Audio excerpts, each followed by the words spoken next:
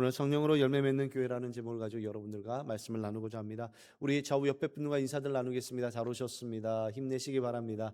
이제 오늘 하루와 내일 하루 이제 남았습니다. 물론 이제 우리가 새벽 예배를 이곳으로 끝내는 것은 아닙니다만 그럼에도 불구하고 여러분들 힘내시고 함께 해주시길 바랍니다. 그리고 또한 이렇게 간식을 매일마다 준비하시는 우리 만나지기 또 여러분들 너무너무 수고 많으시고 정말로 감사합니다. 여러분들 이렇게 준비하실 때마다 제가 도움을 많이 드리지 못해서 죄송하다는 생각이 좀 들기도 합니다만 제가 주는 것이 아니라 하나님께서 주시는 것으로 갚아주실 것이라고 저는 믿고 그렇게 기도하겠습니다. 여러분도 함께 기도 부탁드리겠습니다. 또 아울러 이번 주에 수술하시는 분들이 조금 계셨던 것 같아요. 장영희 집사님이 지난 이틀 전에 무릎을 수술하셨고 오늘 김현옥 집사님께서 또 수술을 받으러 가십니다. 그래서 오늘 이제 못 나오셨는데 여러분들 우리 교회 환우들이 요즘 많습니다. 여러분 기도해 주셔서 빨리 회복될 수 있도록 함께 기도 부탁드리겠습니다. 자, 오늘 말씀은 오직 성령이 너희에게 임하시면 너희가 권능을 받고 예루살렘과 온 유대와 사마리아 땅끝까지 이르러 내 증인이 되리라. 우리가 너무나도 잘 아는 말씀입니다. 여기에 모든 근거와 출발점은 바로 성령께서 우리에게 권능을 주셔야 한다라는 전제 조건이 붙어 있습니다. 성령님은 다른 표현으로 보혜사 파라크레토스라고 이야기하죠. 옆에서 돕는 자, 위로하는 자, 중재자라는 뜻을 가지고 있습니다. 그런데 성경에서는 이 성령님에 대한 여러 가지 표현들, 의미들을 부여하고 있죠. 하나님의 기쁜 것까지 통달하시는 분이라고 이야기를 합니다. 또한 우리를 거듭나게 하시고 하늘나라에 들어가게 하시는 분이라고 요한복음 3장 5절에서 또한 표현을 하고요. 또한 예수 그리스도를 증언하시는 분이 성령님이시라고 말합니다. 또한 권능을 주시는 분이라고 오늘 본문에서는 우리에게 이야기를 하고 있습니다. 하나님의 사랑을 우리의 마음에 부어주시는 분이라고 로마서 5장 5절은 성령님을 이야기합니다. 죄와 사망의 법에서 우리를 해방시켜 주시는 분이 우리 성령님이십니다. 우리의 속사람의 능력으로 강건하게 하시는 분이 또한 성령님이시며 성령은 우리를 하나 되게 하시고 우리를 거룩하게 하시는 분이며 우리를 새롭게 하시는 분이라고 합니다. 또한 성령은 진리이며 교회들에게 말씀하시는 분이 성령님이시라고 요한계시록에서 기록을 하고 있습니다. 성령님이 우리의 권능이 되시는 이유가 바로 여기에 있습니다. 오늘 문장이 한 문장으로만 나타나 있습니다만 성경 전체의 모든 역사가 성령님이 함께 하시는 그 가운데 일어나고 있다는 것을 성경은 우리들에게 말씀합니다. 사랑하는 우리 성도 여러분, 오늘 한 해 우리가 사역을 하며 믿음의 삶을 살아가는 모든 여정 속에서 성령님이 함께 하시며 성령님께서 우리에게 권능을 베풀어 주십니다. 믿으십니까? 저와 여러분 그 비전으로 함께 하기를 소망합니다. 우리 전사님께서 기도해 주실 때에 오늘 이 표를 주제를 함께 했지요. 우리 같이 한번 해보도록 하겠습니다. 시작. 예배로 세워지고 말씀으로 훈련되어 제자를 파송하는 교회. 우리 다시 한번 더 힘있게 하겠습니다. 예배로 세워지고 말씀으로 훈련되어 제자를 파송하는 교회. 여러분 올 한 해 동안 기도하실 때 이 비전 속에서 우리 교회가 더욱더 성장해 나가기를 간절히 소망합니다.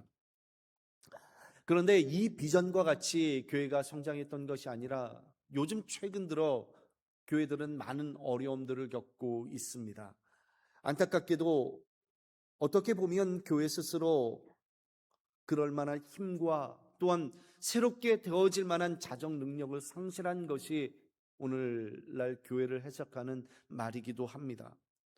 코로나를 겪으면서 교회는 너무 많이 위축되기도 했고요. 또한 성도들과 그 안에 사람들은 그 안에 있었던 하나님을 향한 믿음과 그 사랑의 내용들이 변질되거나 식어가는 모습을 보였던 것 또한 사실이기도 합니다.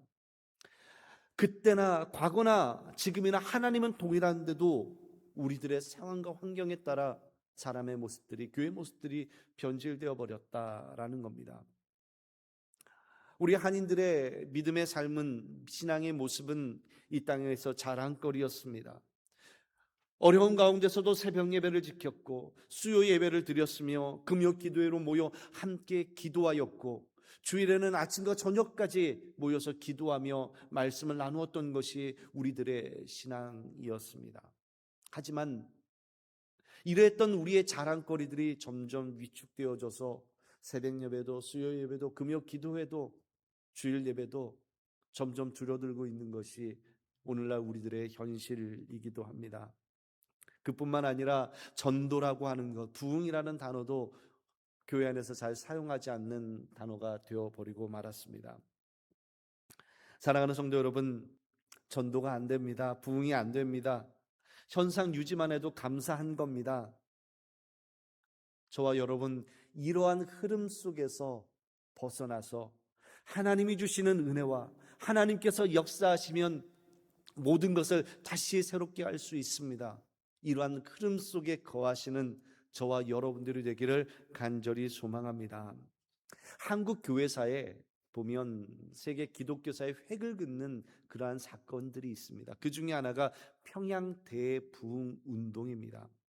1903년에 원산 대부흥 운동이라는 것이 있었는데, 캐나다 선교사였던 하디라는 선교사가 공개적으로 회개를 하는 것이 도화선이 되어서 원산에서 시작된 회개와 그 부흥의 운동이 전국으로 확산되어지는 그런 영적인 일들이 일어나게 됩니다. 그리고 이 운동이 평양 대부흥 운동의 이제 시발점이 되어지게 됩니다.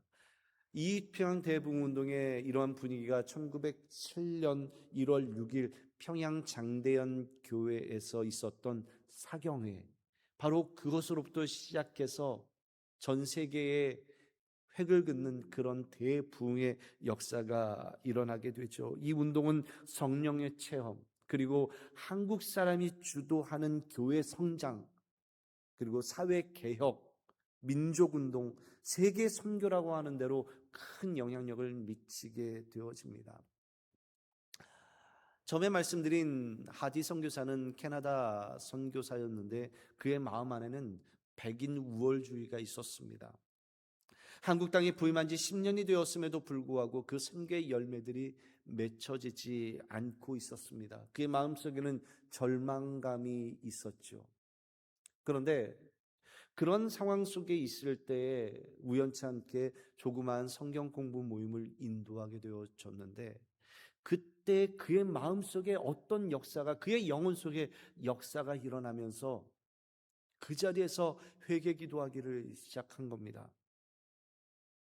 그 전까지는 왜 나에게 이런 열매들이 맺혀지지 않는가라는 그런 절망이 있었는데, 그 이유가 조선 사람들 때문이다라는 그런 마음이 있었습니다. 그런데 그 자리에서 회개하기 시작한 것은 내 탓입니다. 나 때문에 이런 일들이 벌어지고 있습니다. 자신의 죄를 모든 사람들 앞에서 고백하기 시작하였고, 이것이 원산 대부흥 운동, 그리고 이 원산 대부흥 운동을 통하여 신앙적 영적 기반이 닦여졌고, 평양 대부흥 운동이라는 큰 운동으로 확산이 되어지게 된 겁니다. 성령님의 일하심이었습니다. 하디 선교사의 일하심이 아니라 어떠한 준비와 어떤 근거도 없었으나 성령님께서 그 가운데 역사하시고 일하시고 그의 마음을 만지심으로 말미암아 그의 모든 중심을 하나님 앞에 토설하는 역사가 그 안에서 일어나게 된 겁니다. 사랑하는 성도 여러분, 하나님이 살아계시는 한, 성령님께서 역사하고 일하시는 한 교회는 부흥할 수 있습니다. 온전한 믿음의 고백 위에 교회가 부흥하고 교회가 다시 살아나게 되는 것, 바로 여기서부터 시작이 되는 겁니다. 우리 교회는 그 어떤 교회보다 하나님께서 일하심과 성령의 역사와 또한 부흥을 갈망하는 교회입니다. 믿으십니까? 하나님의 역사가 일하십니다. 하나님의 역사가 드러납니다. 저와 여러분 그 가운데서 쓰임받고 그 가운데의 출발점이 되는 저와 여러분들이 되기를 간절히 소망합니다. 그런데 우리가 부흥하기 위해서는 믿음의 백성들이 먼저 해야 될 일들이 있습니다. 이것은 사회적 현상 혹은 세상이 말하는 그 비판과 함께 부정적인 마음, 부정적인 소리에 귀를 닫는 겁니다. 그리고 우리가 열어놔야 되는 것은요, 하나님을 높이는 그 예배에 쳐서 그 자리를 사모하는 것이죠. 그리고 말씀인 성경 앞에 우리를 세우고 성경이 말씀하시는 그 소리에 귀를 열어두는 겁니다. 그리고 그 말씀 붙들고 하루하루를 살아갑니다. 주어지는 그 하루 속에서 틈틈이 하나님을 생각하는 겁니다. 지난 첫날 말씀드렸던 것도 바로 이것이었죠. 하나님을 생각하는 것, 이것을 영적인 예배다, 이렇게 정의하여 말씀드렸습니다. 주어지는 시간 속에서 하나님을 깊이 묵상하는 겁니다. 그리고 하나님이라면 어떻게 하실까? 하나님께서 어떤 일을 계획하실까? 그것을 기대하고 소망하는 것. 우리의 삶 속에서 하나님이 그렇게 함께 하시며 일하시는 겁니다. 그 일하심 속에 복음의 전진이 일어나는 겁니다. 복음이 전파되어져 가는 겁니다. 바로 이것이 교회의 사명이며 하나님 백성들의 정체성이기도 하죠. 성경에서 말씀하고 있는 하나님의 그 계획은 하나님의 백성들의 모임인 그 공동체를 통하여 역사하고 일하시고 드러나게 되는 겁니다. 하나님께서 지금도 우리에게 말씀하십니다. 하나님의 백성들의 모임인 그 공동체 안에, 이 언약 교회 안에 하나님이 일하시고 하나님께서 역사하시며 그 뜻을 드러내고 계십니다. 저와 여러분 그것을 기대하기를 소망합니다. 그것을 바라기를 간절히 소망합니다. 그 가운데 역사가 일어나게 됩니다. 하나님이 선택했던 이스라엘 백성들, 우리 용어로 이야기하자면 하나님의 믿음의 거대한 공동체잖아요. 그를 향한 하나님의 기대와 하나님의 뜻은 언제나 부흥이었습니다. 이스라엘 백성들을 그토록 하나님께서는 사랑하셨기 때문입니다. 그리고 그들 안에서 놀라운 은혜의 성장들이 일어나잖아요. 아브라함으로 시작했던 조그만 족속 부족이었죠. 그랬던 그들이 애굽 땅에서 하나님의 계획 속에서 민족으로 거대하게 성장을 했습니다. 그리고 하나님께서는 그들을 이끌어내셔서 광야 생활과 함께 가나안 땅으로 들어가게 하십니다. 그리고 그 땅에서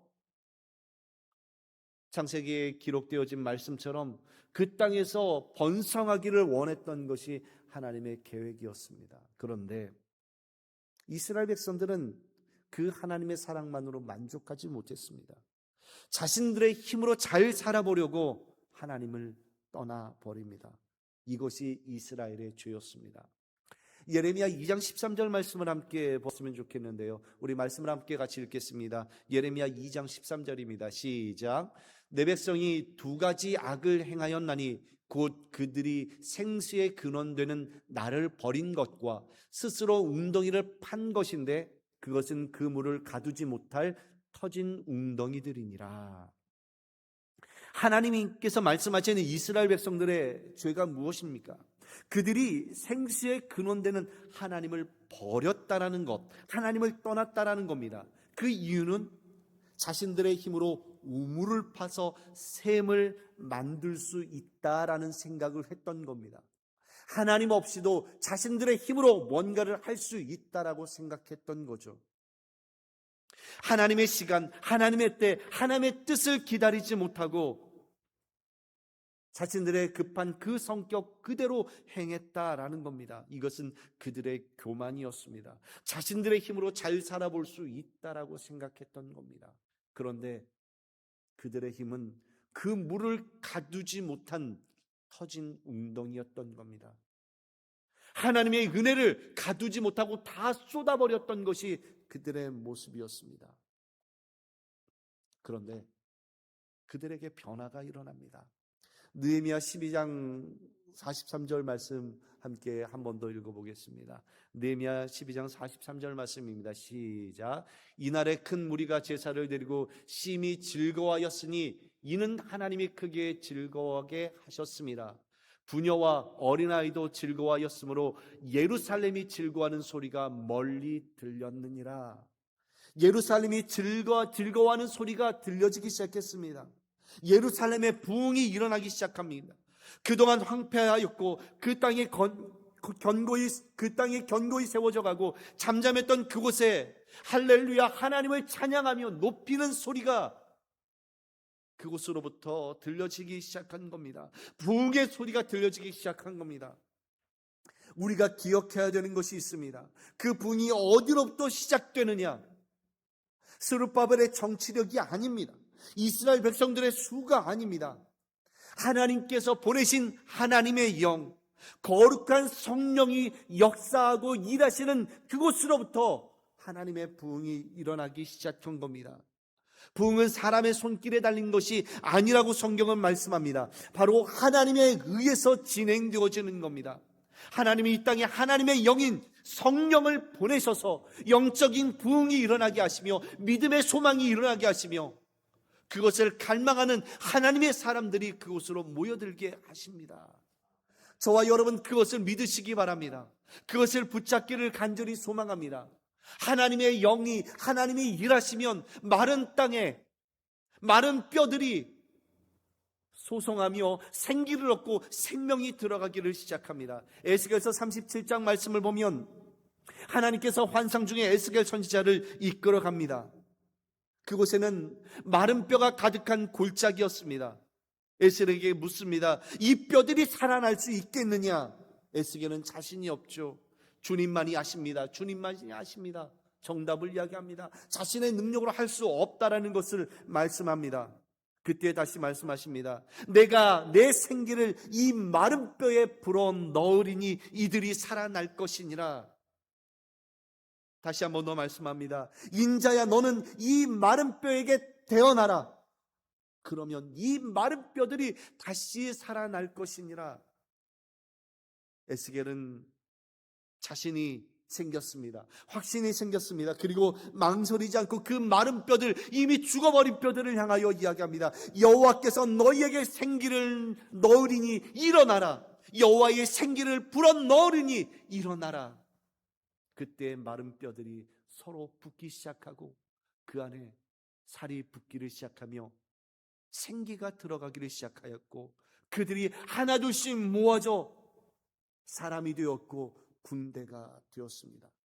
이 놀라운 기적을 환상으로 에스겔은 보게 된 겁니다. 여기에 중심은 무엇입니까?